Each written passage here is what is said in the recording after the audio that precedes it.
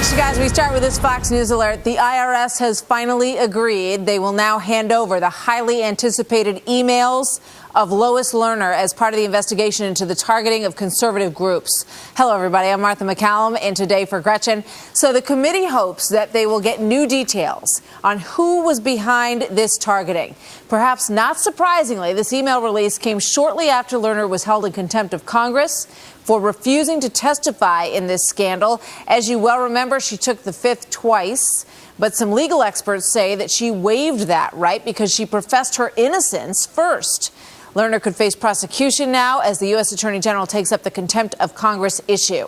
Joining us now, Congressman Aaron Schock, member of the House Ways and Means Committee. Congressman, welcome. Good to have you here today. Good to be with you. So what's the significance of this move? What do you hope to get? Well, look, this month marks the one-year anniversary of this scandal breaking. And so the first question has to be, why has it taken a year for the administration to turn over the documents that Congress, and specifically the Ways and Means Oversight Committee, which has jurisdiction over the IRS, on behalf of the American people, why has it taken them a year to turn the materials over? Based on the emails that we have right now, the very limited emails that we have right now, we have enough evidence to show that Lois Lerner broke the law and violated the constitutional rights of Americans, and specifically those applicants seeking 501c4 application. She knowingly misled the Treasury Inspector General. We have black and white emails of legal counsel at the IRS telling Lois Lerner the statements she was about to make would be false. She went ahead and made those false statements. She forwarded sensitive taxpayer information to her prior private email account or Gmail account, which is in violation of federal law. She knows that as an official. And then other individuals had access to that email account, violating the taxpayers' rights as well. On and on and on. We have instances where she violated the law. She needs to be held accountable. She needs to be prosecuted. And that's why Congress, the House of Representatives, took the action to hold her in contempt of Congress, because she's not cooperated with these investigations under her tenure as an IRS official. And so what are we going to get with hundreds of thousands of more emails? Probably more evidence to prove the same. Could be. I mean, we remember some of the specific nature of those emails. She said these cases shouldn't be handled in Cincy.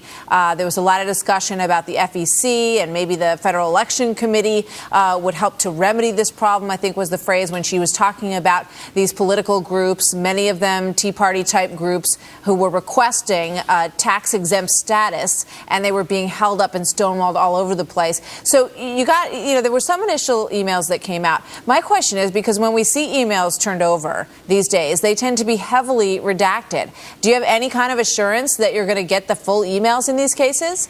Well, the interesting thing about the Ways and Means Committees, we're the only committee that has jurisdiction to get sensitive taxpayer information. So there's actually no information in Lois Lerner's emails that should be redacted when forwarded to the Ways and Means Committee. It's a different situation with the Government Oversight Committee, Darrell Iss's committee. But when it comes to Ways and Means, we can see everything that she would have had in her email. So there was some fighting over the limited emails that we got. Initially, Dave Camp, our chairman, had to go back to them and say, wait a minute, you can't cross this stuff out. There's nothing that should be blocked from our viewing.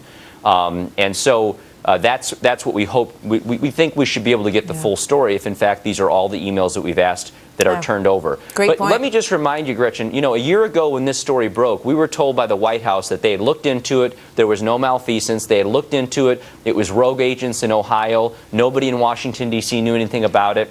And we know that's a lie. We know they had not looked into it, and we know that, in fact, Lois Lerner, the chief administrator of this portion of the IRS agency, was the one directing this behavior from the top. So that's why it's important for Congress to stay on this, and why we've taken this unprecedented action this week. More people voted in Congress to hold her in contempt than voted for Obamacare, and it was bipartisan. Yeah, a great point.